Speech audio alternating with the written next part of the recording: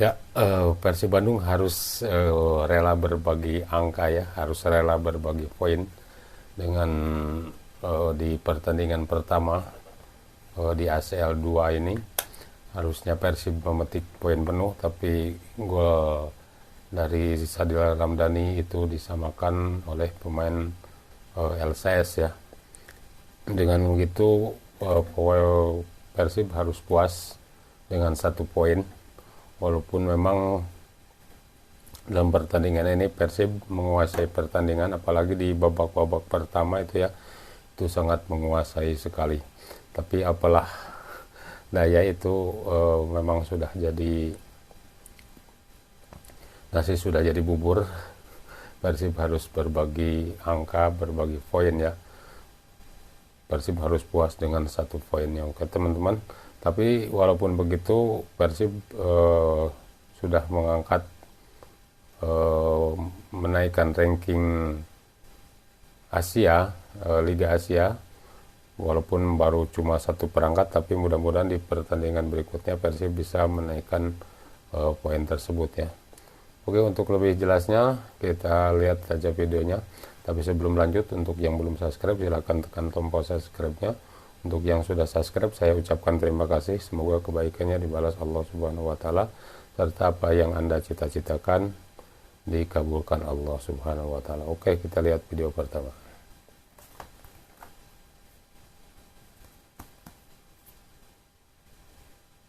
Sundulan Tay Lenard di menit terakhir mengubur harapan Persib Bandung untuk bisa raih kemenangan perdana di ACL 2 musim ini. Karena pasalnya, Persib Bandung harus rela bermain imbang atas Lion City di kandang sendiri.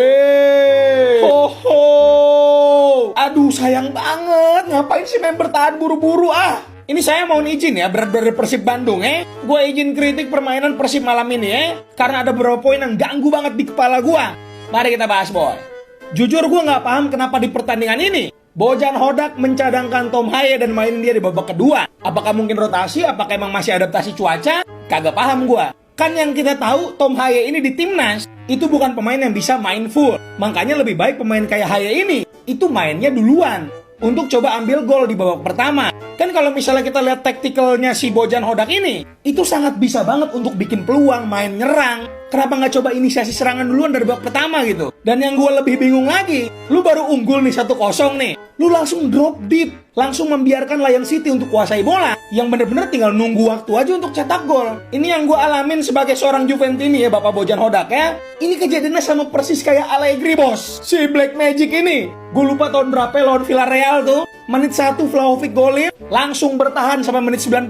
Ujung-ujungnya ke golan. Karena menurut gue Persib ini sangat bisa banget untuk bermain secara attacking dan create banyak chance. Dan terbukti peluangnya tuh banyak banget. Babak pertama ada peluangnya Sadil, terutama banget di menit-menit terakhir tadi. End passingnya si Beckham ke arah si Berginho. Sayang banget gak bisa dikonversiin jadi gol untuk kill the game. Perlu dipahami ya, ini tuh Asia loh bos. Ini bukan Liga Kangkung ini, yang lu bisa buang-buang peluang dan peluang itu bakal datang lagi. Sangat disayangkan. Setelah pertandingan ini Persib akan away ke Bangkok United yang di pertandingan pertama menang lawan Selangor. But it's okay menurut gua.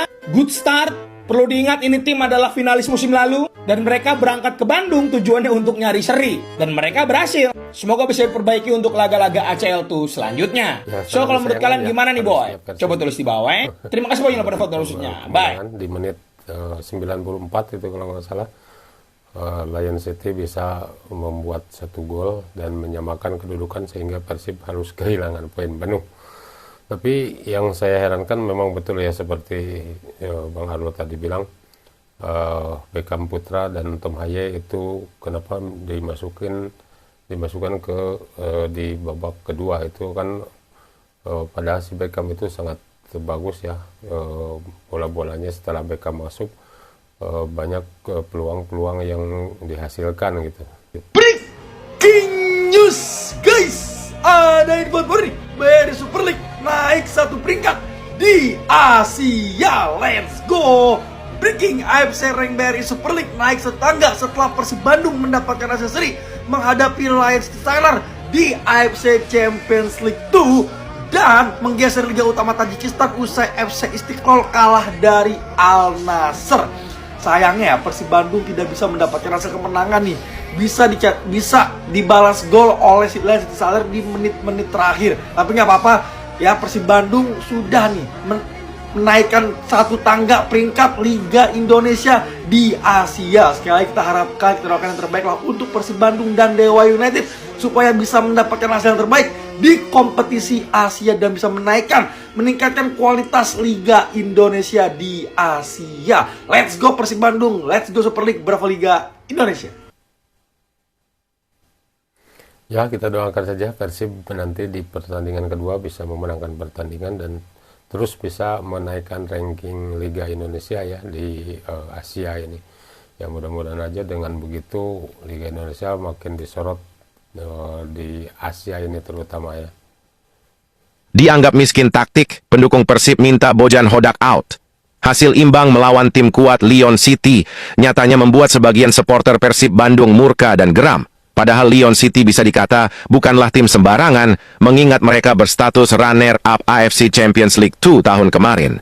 Namun kelihatannya oknum-oknum supporter Persib ini sama sekali tidak peduli, dan menuntut Persib Bandung harus terus menang, tak boleh imbang apalagi kalah. Akibatnya, akun Instagram sang pelatih Bojan Hodak mendapatkan serangan dan hujatan dari oknum bobotoh.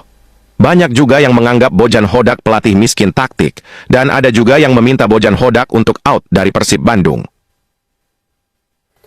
Ya menurut saya kalau orang-orang seperti itu tuh bukan bobotoh sejati ya. Mereka itu hanya bobotoh karbitan aja yang hanya bisa menghujat. Mereka tidak bisa melihat kenyataan, mereka tidak sadar kalau semua itu perlu perjuangan. Mereka sudah berusaha semaksimal mungkin. Pelatih juga sudah memberikan strategi yang terbaik mungkin untuk anak asuhnya, tapi kenyataannya memang Persib belum berhasil untuk memenangkan pertandingan ya. Tapi kalau misalnya harus Bojan Hodak harus out ya, itu menurut saya itu pernyataan yang salah ya. Kalau misalnya buru-buru mereka mengambil keputusan seperti itu, mereka harus melihat dulu siapa itu Bojan Hodak. Bojan Hodak itu yang bisa membawa Persib ke 2 kali menjadi juara Liga Indonesia ya. Harusnya mereka berpikir ke situ gitu. Jangan hanya baru melihat satu pertandingan mereka langsung menghujat dan meminta Bojan Hodak untuk out. Itu salah besar itu. Ya, resmi Erick Thohir menjabat sebagai Menpora yang baru. Terus nasibnya sebagai ketum PSSI gimana? Kita bahas. Tapi sebelum itu follow dulu akun gue. Ilangin tanda tambah sebelah, dipencet, di follow yuk. Sikat. Ya, baru aja beberapa menit yang lalu Erick Thohir dilantik menjadi Menpora yang baru. Digeser dari jabatan sebelumnya yaitu sebagai Menteri BUMN. Erick Thohir menggantikan Dito Aryo Tejo. Terus gimana nih dengan jabatannya sebagai Ketum PSSI? Kalau berkaca pada kasus sebelumnya ketika Zainuddin Amali menjadi Menpora dan merangkap jabatan sebagai Waketum, beliau mundur dari jabatannya sebagai Menpora. Jadi kemungkinan besar menurut gue Erick Thohir akan mundur.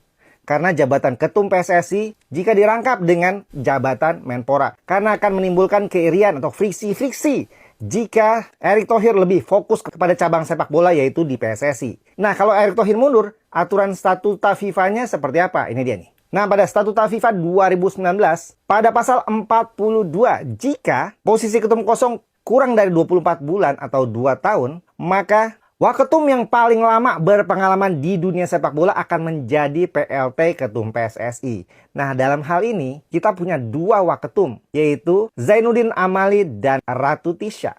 Soal lama atau tidaknya menurut gue agak sedikit subjektif nih. Karena pada awalnya Ratu Tisha ketika pemilihan KLB menjadi posisi utama, yaitu dengan suara terbanyak, tapi digeser kemudian menjadi Waketum 2 oleh Zainuddin Amali.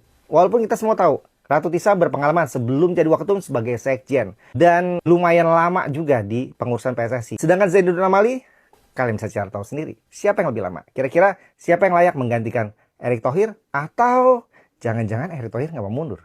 Gimana menurut kalian? Komentarnya sikat. Ya, kalau misalnya Pak Erick harus mundur dari Ketum PSSI, saya lebih setuju kalau misalnya Ratu Tisha menjadi ketua umum ya. Soalnya kalau misalnya Ratu Tisha menjadi ketua umum, mudah-mudahan bisa mengembalikan Sintayong ya ke PSSI. Soalnya dulu kan yang membawa Sintayong ke Indonesia dulu juga Ibu Ratu Tisa ya, waktu ketumnya Pak Iwan Bule. Ya mudah-mudahan nanti Ratu Tisa bisa membenahi kembali ya PSSI yang sekarang sudah yang kalian tahu sendiri ya seperti apa. Tapi kalau boleh ya Pak Erik jangan mundur dulu lah ya, minimal menyelesaikan dulu di round 4 ini gitu.